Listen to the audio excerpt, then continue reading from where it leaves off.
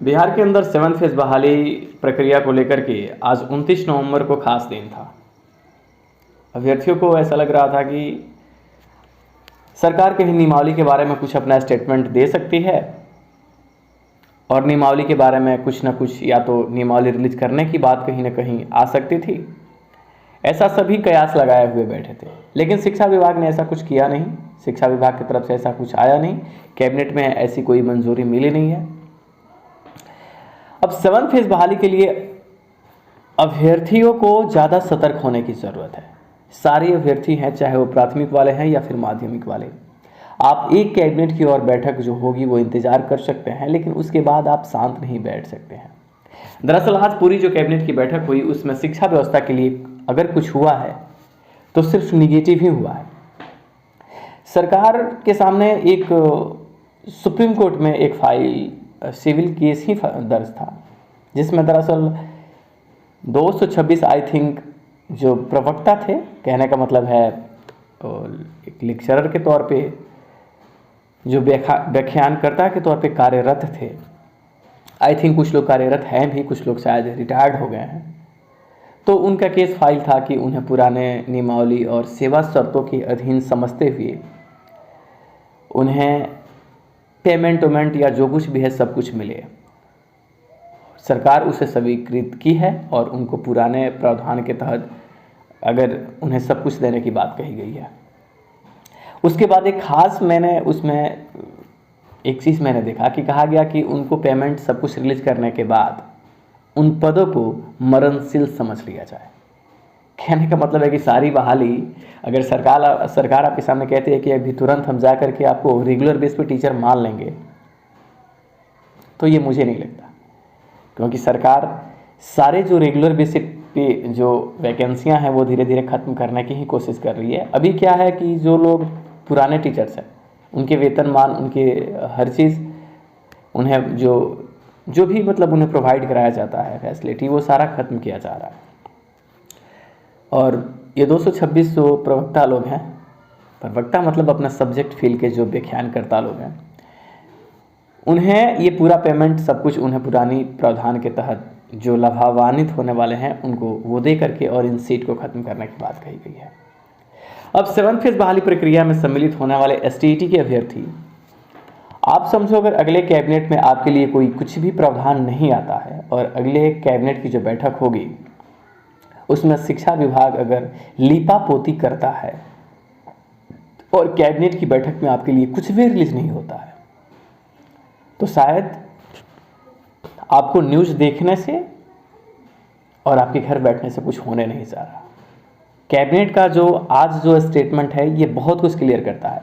अभी कुछ दिन पहले समीक्षा बैठक हुई थी जिसमें ये सोचा जा रहा था कि 2025 तक सभी टीचरों को मतलब बिहार का राजकीय कर्मी मान लेने की बात और पुरानी सेवा शर्त नियम लागू करने की भी बात सुनने को आ रही थी। लेकिन आज जो जजमेंट का, जो सुप्रीम कोर्ट का जजमेंट के बारे में जो कहा गया और कैबिनेट बैठक में जिस तरीके से उन पद को ख़त्म करने की बात कही गई, तो ठीक है वो दूसरा पद है, लेकिन ये दूसरे प्रावधान के तहत शुरू किया जाएगा। लेकिन सरकार की मंशा अभी भी कुछ वैसी ही है। तो 7 फेज बहाली के लिए कैबिनेट की जो बैठकें हो रही हैं, दरअसल उसमें आपके लिए कुछ खास अब हो नहीं रहा। आपकी एक्टिविटी ज़्यादा ज़रूरी है। अगले एक कैबिनेट की बैठक का आप इंतज़ार कीजिए, लेकिन ज़्यादा निगेटिव आपके सामने अभी कुछ नहीं हुआ है। बिलीव कीजिए अभी भी, चूँकि पटना हाई कोर्ट में जो 6 फेज लंबित था वो हाई कोर्ट ने उसे डिस्क्लोज केस को किया और वो बहाली प्रक्रिया शुरू करने की बात कही गई है। लेकिन सरकार जैसे कि पटना, छपरा ऐसे कुछ नगर निगम है जहाँ पे काउंसलिंग प्रक्रियाएं नहीं हुई थी, वहाँ पे अगर फिर फॉर्म लेने की बात करती है तो समझ चाहिए कि बहाली डिले करने का एक तरीका है, क्योंकि पहले से ही फॉर्म सबमिट किए जा चुके हैं। महज उनके सिलेक्टेड जो कैंडिडेट हैं उन्हें नियोजन पत्र देना है।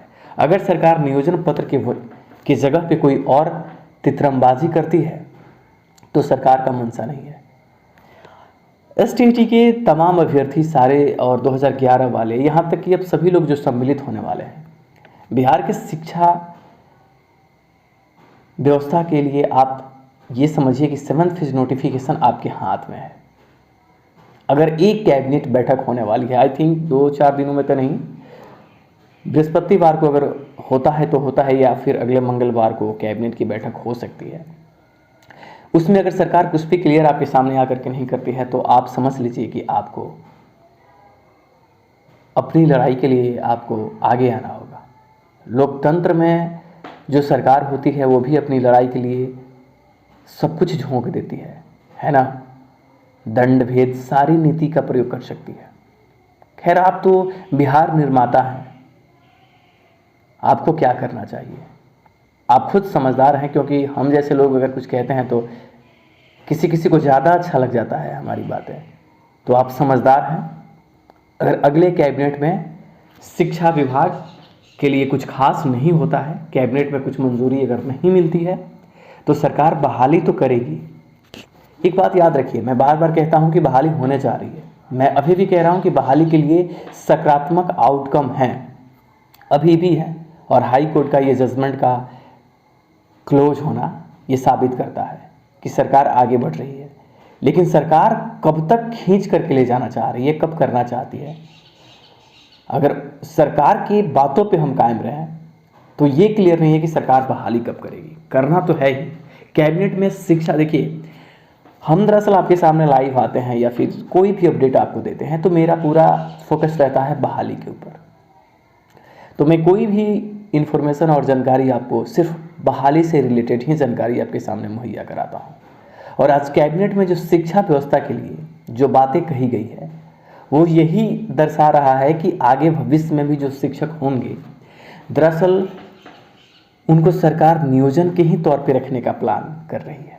और अगर वो नियोजन नहीं, आपको नियुक्ति के तौर पे या राजकर्मी मानेगी, तो सरकार उसमें ऐसे तमाम पॉइंट्स डालेगी जो नियोजन से थोड़ा बेटर होगा और नियुक्ति से बहुत नीचे होगा। क्योंकि आज की कैबिनेट की बैठक तो यही इंडिकेट कर रहा है, सरकार उन पदों को ख़त्म करने की कोशिश कर रही है। और मुझे लगता है कि धीरे धीरे सारे डिपार्टमेंट में जो भी पुराने प्रावधान हैं सेवा शर्त के लिए, उनको सरकार धीरे धीरे ख़त्म करेगी। जैसे कि पुराने शिक्षा व्यवस्था के लिए सेवा शर्त हैं, सरकार उसको धीरे धीरे ख़त्म कर रही है ना। उसी तरीके से सरकार अगर आपकी बहाली प्रक्रिया को लेकर के, सरकार अगर पुरानी पेंशन योजना लागू करती है, राजकर्मी का दर्जा भी मानेगी, तो सरकार आपकी जो पुराने प्रावधान, पुराने सेवा शर्त थे, उसमें बहुत कुछ हेर फेर कर देगी और बहुत कुछ खत्म हो जाएगा। इसलिए ज़रूरी है कि एक कैबिनेट का वेट आप कर सकते हैं, कदम से कदम मिला करके।